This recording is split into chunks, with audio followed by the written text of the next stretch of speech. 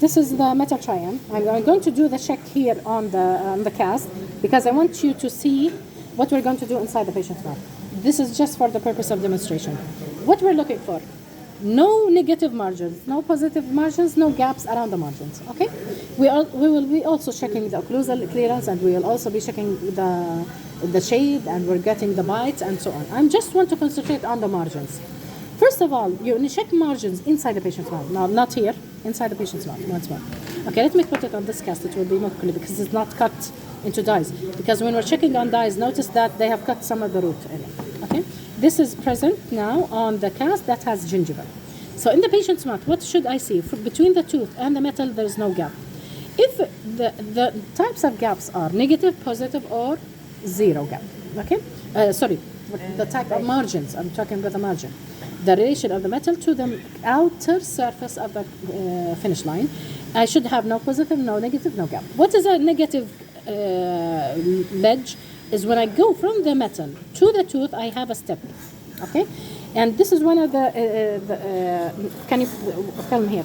This is one of the exercises I do to my students. Put your finger here, please. What do I tell my students? Put your finger, and you will be touching exactly what I'm feeling inside the patient's mouth. So I'll be running the probe with my student, and she's or he is touching the metal here. So they will be feeling exactly what I'm feeling. Now this is a negative margin, meaning from the metal to here there is a step. Why is it negative here? So it's leaving space. So this is intended negative margin, leaving space for the porcelain buildup, right? So this is how it feels. From the metal downwards, you feel a step. If it was a positive margin, you don't have, alhamdulillah, any positive margins, but just for the sake of demo. Suppose this is a tooth. Suppose it's a tooth. It's a pontic, by the way, here. Let's just suppose. If I'm running from the tooth upwards, I will feel a step going upwards. It's a positive margin. If it was this feeling, if you have it on the tooth, what will happen? The overhanging, what will it cause? The gingival enlargement. Fluid accumulation, biofilm buildup, gingival inflammation, periodontal recession, and then so on. Okay? So I should not feel this. Going from the tooth upwards, I should not feel a step. This is the pontic, I know, but just for demo, because I don't have a positive margin.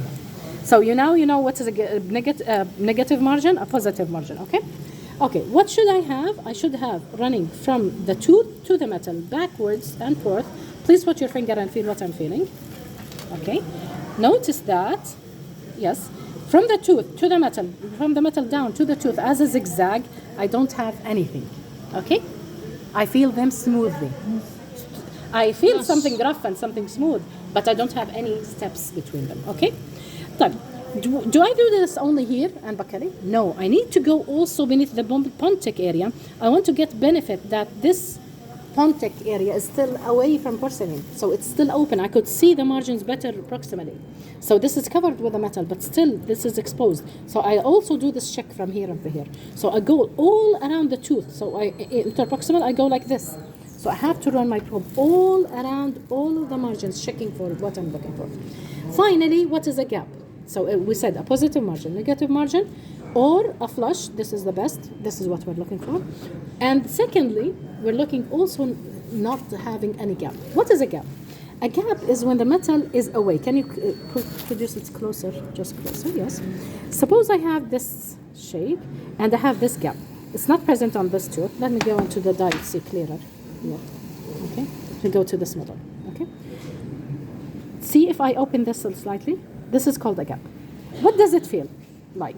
Touch with me and see what I'm feeling. Touch the probe. Step? Yes. Not a step, but actually you drop and then you go out. So you drop inside something and you go out. Okay?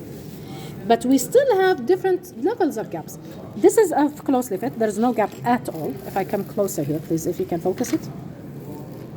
Okay, focus it. So here we don't have any gaps. But if I have an open gap like this, we could have it like this, like this, like this, or like this, okay? We have multiple areas. What is an acceptable gap? First of all, if I have a gap, I have to check first the fitting surface. You have procedure. I have filmed that procedure before. I want just to check, to ask you the final question. What is the acceptable gap? If I have it here, please. The camera. Yes.